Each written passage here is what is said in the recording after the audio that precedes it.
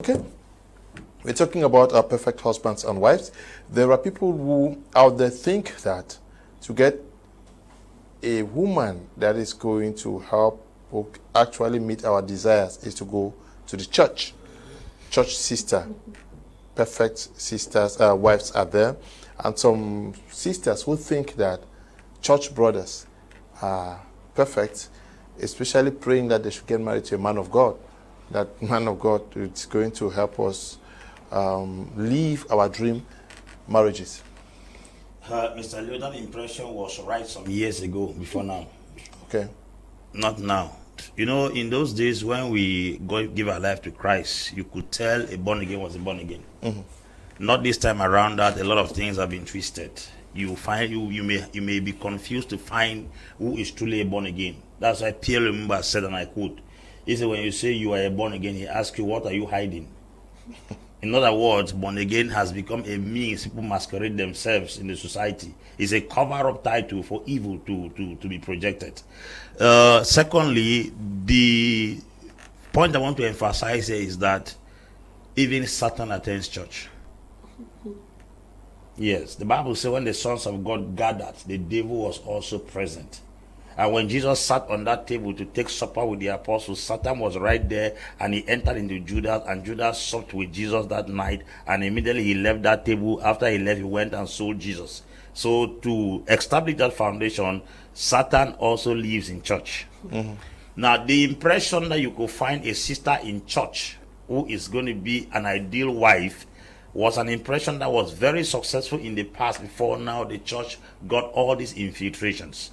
As a matter of fact, you have to take your time without any, how do I put it, emotional imbalance before you chase a girl in the church. Take your time and critically observe her. I told my children last week, I said, the confusion we have in our churches is that we think that those who pray and sweat are spiritual. And because of that, a lot of brothers have gotten married to prayerful sisters, supposedly, and also sisters who look at brothers who pray and shake their head and sweat. They think that prayer is spiritual. Most of them leave that prayer with sweat and go commit immorality. Most of them leave that prayer with hot sweat and go and commit all kinds of atrocities. Spirituality is far beyond somebody praying and sweating. Spirituality is far beyond somebody jumping in church. Spirituality is far beyond somebody preaching even in church. I got a witness in my spirit when you asked me, they asked that question that why does the Lord ask us to say, be thou perfect at the Lord? I think as you explain it from this angle, there is imputed righteousness and there is imparted righteousness.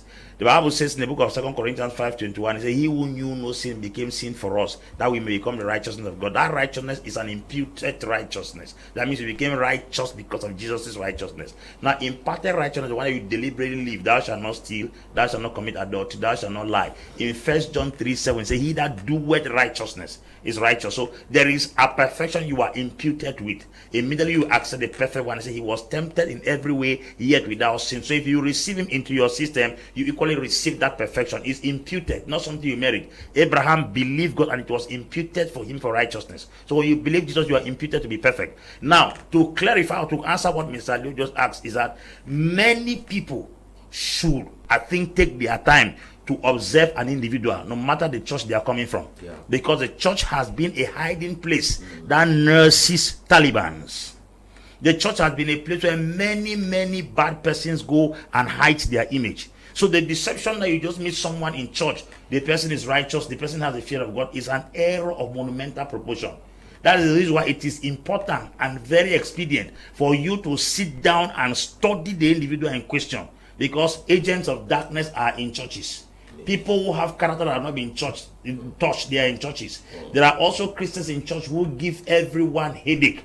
As a matter of fact, the impression we had in those days that perfect persons were in church or good wives were in church is gradually fading away.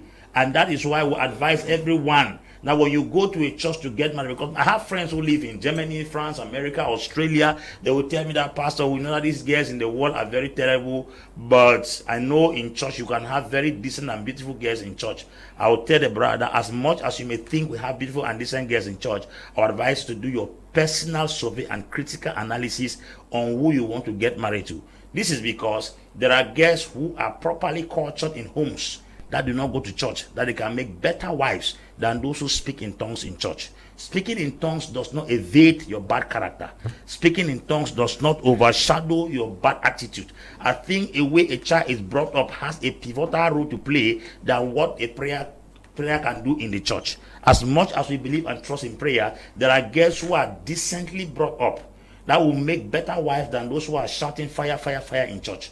So please take your time, whether the person is coming from the church or whether the person is coming from where, consider the fact that you are dealing with an individual. Remove the subject of church out of it. If you put church ahead, you will not be able to find out the true identity of the individual. But if you remove church and say you are dealing with a neutral person, you'll be able to find out the good, the bad, and the ugly of the person. Now, we are not saying that the persons you're going to meet are going to be perfect. We are telling you that the persons you're going to meet, if you can accommodate the weakness they have, because the truth is, I can't throw away my car because the tire is bad. I can't throw my car because part of the engine got a problem. I have to repair it. And there are some things you have to live with. There are things you have to live with. There are some weaknesses you won't be able to cut off from the life of your partner. Now what you have to do, instead of cutting away the relationship, you adapt to the situation. I have said it on this platform repeatedly times in memorial. I have said, and I repeat again, we live here and travel to Europe. The climatic condition does not favor us because we do not have winter here. We don't have autumn. We don't have spring. We have the summer, probably rainy season and dry season. But when you travel there, there is that thick winter. You don't run back to Africa. You adapt to the climatic condition there. That is it.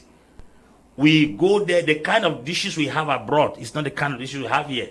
Sometimes we get it difficult to eat, but we finally end up adapting to what we see there. So when you get married to a partner, also consider as a change of climatic condition. You should be ready to adapt to the new challenges you find in that relationship. And I can tell you the truth, if you adapt to anything, the thing cannot control you. The reason why you get so worried about the partner is because the disadvantage in the person's life, you have not learned to accommodate it. That's the simple truth. Okay, today I was packing some documents. I kept on the table. My wife knew that I was to take the document and go out. She came and told me that you have kept the document and get it in this place. Ras will come and eat it. I didn't say anything because I knew I was coming to pick the documents. So when I picked it, I say, I've grown to understand that I should not answer everything that you speak. So as I picked the document, she started laughing. She started laughing because I've let even though I say, why you make noise? How you let me talk to them? But I've outgrown that thing. So that shouting, she said, why you keep the document? To her, she was doing me a favor because she felt like if I keep the document, the rat will come and carry them. But she knew that dropping that document at that position was just temporal. So when she shouted and said, hey, I didn't say anything, I was just busy doing my things. And then later on I picked it and said, say man don't grow old for the argues on this thing then again. So you see, I've adapted. That is becoming fun. It's no longer a problem. That's the reason why we say study the individual you live with, and some things you will only learn to adapt after 6, 5, 7 years. The challenge we also have in that people want to get quick results inside the first few years in marriage. I'm talking after 18 years. 18 solid years. And still working. I'm still counting. Okay.